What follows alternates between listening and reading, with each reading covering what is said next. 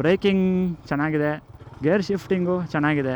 Road ಚೆನ್ನಾಗಿದ್ರೆ, road smooth ಆಗಿದ್ರೆ ಯಾವುದೇ ಗಾಡಿಯಲ್ಲಾದ್ರೂ ಸಸ್ಪೆನ್ಷನ್ ಸಾಫ್ಟಾಗೇ ಇರುತ್ತೆ, ಸಸ್ಪೆನ್ಷನ್ ನೀಟಾಗೇ ಇರುತ್ತೆ. ಚೆನ್ನಾಗಿದೆ. ನಮಸ್ಕಾರ ಕರ್ನಾಟಕ, ನಮ್ಮ ಹತ್ರ ಇದೆ ಜಿಕ್ಸರ್ SF 150. ರಿವ್ಯೂ ಮಾಡೋಕ್ಕೆ ಮುಂಚೆ ನಾನು ಇದನ್ನು ಹೈಪು ಮಾಡಲ್ಲ, ಹಂಗೇನೆ ಹೇಟ್ ರೇಟು ಕೊಡಲ್ಲ. ಯಾಕಂದರೆ ಇದಕ್ಕೆ ಫ್ಯಾನ್ ಬೇಸು ಕಡಿಮೆನೆ, ಹಂಗೇನೆ ಸೇಮು ಹೇಟ್ ರೇಟು ಕಡಿಮೆನೆ. ಇಂಜಿನ್ ಮಾತ್ರ ಹೆವಿ ಸ್ಮೂತಾಗಿದೆ. ಸೌಂಡ್ ಕೇಳಿಸ್ಕೊಳ್ಳಿ, ಸೈಲೆಂಟಾಗಿರ್ತೀನಿ, ಏನೂ ಮಾತಾಡಲ್ಲ.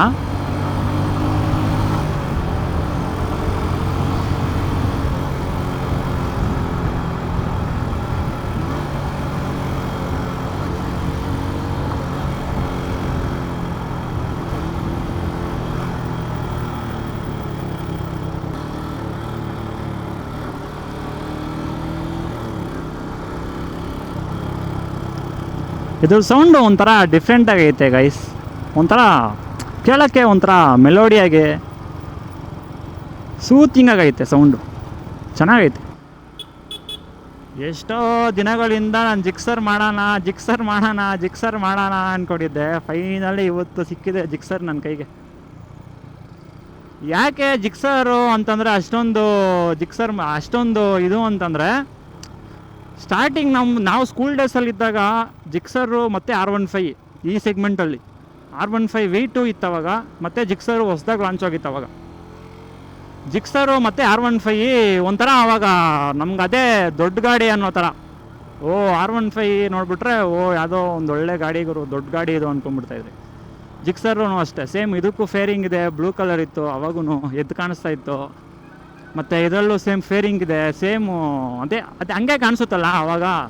ಸೊ ಜಿಕ್ಸರ್ ಅಂತಂದರೆ ಅವಾಗ ನಮಗೆ ಜಿಕ್ಸರು ಮತ್ತು R15 ಅಂದರೆ ಅವಾಗ ಹೆವಿ ದೊಡ್ಡ ಗಾಡಿಗರು ಇದು ಅಂತ ಅನ್ಕೊತಿದ್ವಿ.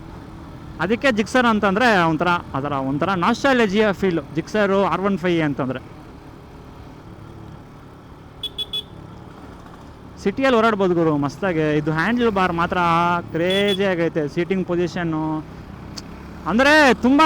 ಇವಾಗ ಫಸ್ಟ್ ಸ್ಪೋರ್ಟ್ ಟೂರರು ಅಂತಂದರೆ ಸ್ಟಾರ್ಟಿಂಗಲ್ಲಿ ನಿಮಗೆ ನೋಡೋಕ್ಕೆ ಇದು ಸ್ಪೋರ್ಟ್ಸ್ ಬೈಕ್ ಏನೋ ಅಂದ್ಕೊಂಡ್ಬಿಡ್ತಾರೆ, ಫೇರಿಂಗ್ ಎಲ್ಲ ನೋಡ್ಬಿಟ್ಟು. ಬಟ್ ಗಾಡಿ ಮೇಲೆ ಕೂತಾಗ ಗೊತ್ತಾಗೋದು ಅದೇನು ಅಂದ್ಬಿಟ್ಟು. ಸೊ ಇದು ಕೂತಾಗ ಅಪ್ರೈಟ್ ಆಗಿದೆ, ಏನು ಅಷ್ಟು ಬಗ್ಗೋ ಅವಶ್ಯಕತೆನೂ ಇಲ್ಲ, ಇಲ್ಲಿ ಮುಂದ್ಗಡೆ ಲೀನ್ ಆಗೋ ಅವಶ್ಯಕತೆನೂ ಇಲ್ಲ. ತುಂಬಾ ಅಪ್ರೈಟಲ್ಲಿ ಆಗೈತೆ. ನಾವು ನೇಕೆಡ್ ಬೈಕ್ ಹೆಂಗೆ ಓಡಿಸ್ತೀರಿ ಹಾಗೆ ಇದೆ. ಈ ಗಾಡಿ ಇಟ್ಕೊಂಡಿರೋರು ಈವ್ನಿಂಗಲ್ಲಿ ರೈಡ್ ಮಾಡಲ್ಲ, ಮತ್ತು ಈ ಫಾಸ್ಟಾಗಿ ಓಡಿಸಿ ಶೋಕಿನೂ ಮಾಡಲ್ಲ. ಸೈಲೆಂಟಾಗಿ ವೀಕೆಂಡಲ್ಲಿ ಒಂದು 300 ಕಿಲೋಮೀಟ್ರ್ ಹೊಡೆದ್ಬಿಡ್ತಾರೆ, ಮತ್ತು ಮಂಡೇ ಆಫೀಸಿಗೆ ಬಂದುಬಿಡ್ತಾರೆ.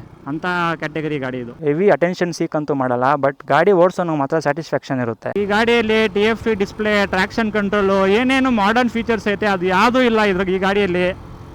ಬಟ್ ಆದ್ರೂ ಒಂದೇ ಒಂದಿದೆ, ಅದೇನು ಅಂತಂದರೆ ಇಂಜಿನ್ ರಿಫೈನ್ಮೆಂಟು. ಯಾಕೆ ಅಂತಂದರೆ ಸುಜುಕಿ ಬಂದು ಜಪಾನಿ, ನಮ್ಮ ಯಮಹಾ ಥರ. ಯಮಹಾ ಅಂತಂದರೆ ಎಷ್ಟೇ ಟ್ರಸ್ಟ್ ಇದೆಯೋ, ಸುಜುಕಿ ಅಂದ್ರೂ ಅಷ್ಟೇ ಟ್ರಸ್ಟ್ ಇದೆ ನಮ್ಮ ಇಂಡಿಯನ್ ಮಾರ್ಕೆಟಲ್ಲಿ. ಸೊ ರಿಫೈನ್ಮೆಂಟಲ್ಲಿ ಒಂದು ಚೂರು ಕಡಿಮೆ ಇಲ್ಲ. ಈ ಬೈಕು ಯಾರಿಗೆ ಸೆಟ್ ಆಗುತ್ತೆ ಅಂತಂದರೆ, ಕಾಲೇಜಲ್ಲಿ ಸ್ಟೋರಿಗಳು ಹಾಕ್ಕೊಂಬಿಡೋದು, ವೀಕೆಂಡ್ಸಲ್ಲಿ ಬ್ಲಾಸ್ಟ್ ಮಾಡಿಬಿಡೋದು, ಮತ್ತು ಎಕ್ಸಾಸ್ಟು ಸೌಂಡ್ ಹಾಕ್ಬಿಡೋದು, ಸ್ಟೋರಿಗಳಿಗೆ ಹಾಕ್ಬಿಡೋದು, ಅಂಥವ್ರಿಗೆಲ್ಲ ಈ ಗಾಡಿ ಸೆಟ್ ಆಗೋಲ್ಲ. ಫಸ್ಟ್ ಬೆಂಚ್ ಹುಡುಗರಿಗೆ ಮಂಡೇ ಟು ಸ್ಯಾಟರ್ಡೇ ಒಂದು ಕ್ಲಾಸು ಮಿಸ್ ಆಗದೆ ಕ್ಲಾಸ್ಗೆ ಹೋಗಿ ಓದಿ ಒಳ್ಳೆ ಕೆಲ್ಸಕ್ಕೆ ಹೋಗೋರಿಗೆ ಈ ಗಾಡಿ ಸೆಟ್ ಆಗುತ್ತೆ ಗುರು. ಯಾಕಂದರೆ ತುಂಬ ಡಿಸಿಪ್ಲಿನ್ಡ್ ಗಾಡಿ ಇದು, ಡೀಸೆಂಟ್ ಗಾಡಿ. ಟ್ರಾಫಿಕಲ್ಲಿ ನಮ್ಮ ಬೆಂಗಳೂರು ಟ್ರಾಫಿಕಲ್ಲಿ ಏನಿರುತ್ತೆ ಹೇಳಿ, ಬರೀ ಕ್ಲಚ್ಚು ಬ್ರೇಕು, ಫಸ್ಟ್ ಗೇರು ಇಲ್ಲ ಸೆಕೆಂಡ್ ಗೇರು, ಥರ್ಡ್ ಗೇರ್ ಮೇಲೆ ಹೋಗೋಕ್ಕೆ ಆಗಲ್ಲ, ಆ ಥರ ಟ್ರಾಫಿಕ್ ಇರುತ್ತೆ. ಆ ಟೈಮಲ್ಲಿ ಈ ಗಾಡಿ ತುಂಬಾ ಮ್ಯಾನೇಜಬಲ್ ಮಾಡ್ಬೋದು. ಯಾಕಂದರೆ ಕ್ಲಚ್ಚು ತುಂಬ ಲೈಟಾಗಿದೆ, ಅಷ್ಟೊಂದು ಜಿಮ್ ಮಾಡೋ ಥರ ಇರಲ್ಲ. ಈ ಥರ ರೋಡಲ್ಲಿ ಸಸ್ಪೆನ್ಷನ್ನು ಮ್ಯಾನೇಜಬಲ್ ಆಗಿದೆ, ಅಷ್ಟೊಂದೇನು ಫೀಲ್ ಆಗ್ತಾ ಇಲ್ಲ. ಬಟ್ ಓಕೆ, ಸ್ಲೋ ಸ್ಪೀಡ್ಸಲ್ಲಿ ಮ್ಯಾನೇಜಬಲ್ಲು. ಸಸ್ಪೆನ್ಷನ್ ಟೆಸ್ಟ್ ಇಲ್ಲೇ ಆಗೋಯ್ತು ನೋಡಿ. ನಮ್ದು ಯಾವುದೇ ಗಾಡಿ ತಂದ್ರೂ ಸಸ್ಪೆನ್ಷನ್ ಟೆಸ್ಟ್ ಇಲ್ಲೇ ಮಾಡೋದು. ರೋಡ್ ಚೆನ್ನಾಗಿದ್ರೆ, ರೋಡ್ ಸ್ಮೂತ್ ಆಗಿದ್ರೆ ಯಾವುದೇ ಗಾಡಿಯಲ್ಲಾದ್ರೂ ಸಸ್ಪೆನ್ಷನ್ ಸಾಫ್ಟಾಗೇ ಇರುತ್ತೆ, ಸಸ್ಪೆನ್ಷನ್ ನೀಟಾಗೇ ಇರುತ್ತೆ. ಸೊ ಸಸ್ಪೆನ್ಷನ್ ಬಗ್ಗೆ ನಾನೇನು ಹೇಳೋಕ್ಕೋಗಲ್ಲ, ಸಸ್ಪೆನ್ಷನ್ ಕಂಫರ್ಟಬಲ್ ಆಗಿ ಐತೆ, ಓಡಿಸ್ಬೋದು. ಟ್ರಾಫಿಕಲ್ಲಿ ಈ ಗಾಡಿನ ಓಡಿಸೋಕ್ಕೆ ತುಂಬಾ ಮಜಾ ಇರುತ್ತೆ. ಯಾಕಂದರೆ ತುಂಬ ಲೈಟ್ ವೆಯ್ಟ್ ಆಗಿದೆ, ಫ್ಲಿಕ್ ಮಾಡ್ಬೋದು ಚೆನ್ನಾಗೆ, ಫಿಲ್ಟರ್ ಮಾಡ್ಬೋದು, ತುಂಬ light weight, predictable power. Main ಸೆಕ್ಷನ್ಗೆ ಬಂದರೆ 155cc single cylinder air cooled engine, 13.4 horse power, 13.8 Nm torque ಸಿಗುತ್ತೆ ಗುರು. ಪವರು ತುಂಬ ಹೆವಿ ಪವರು, ಕಂಟ್ರೋಲ್ ಮಾಡೋಕ್ಕಾಗದೇ ಇರೋಷ್ಟು ಪವರ್ ಏನಿಲ್ಲ ಇದರಲ್ಲಿ. ತುಂಬ ಪ್ರೆಡಿಕ್ಟಬಲ್ ಪವರ್ ಇದೆ, ಚೆನ್ನಾಗಿದೆ, ಹ್ಯಾಂಡಲ್ ಮಾಡ್ಬೋದು. ಇನ್ನೊಂದೇನು ಅಂತಂದರೆ ಈ ಗಾಡಿಯಲ್ಲಿ ಬ್ರೇಕ್ಸು ತುಂಬಾ ಚೆನ್ನಾಗಿದೆ.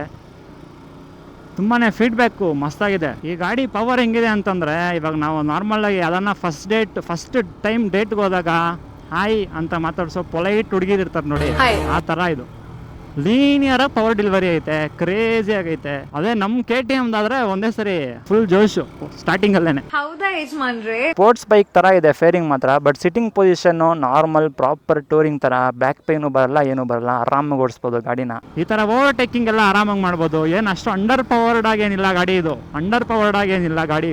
ಈ ತರ ಓವರ್ಟೇಕಿಂಗ್ಸು ಮತ್ತೆ ಈ ಸಿಟಿ ಟ್ರಾಫಿಕಲ್ಲೆಲ್ಲ ಚೆನ್ನಾಗೇ ಓಡುತ್ತೆ ಗಾಡಿ.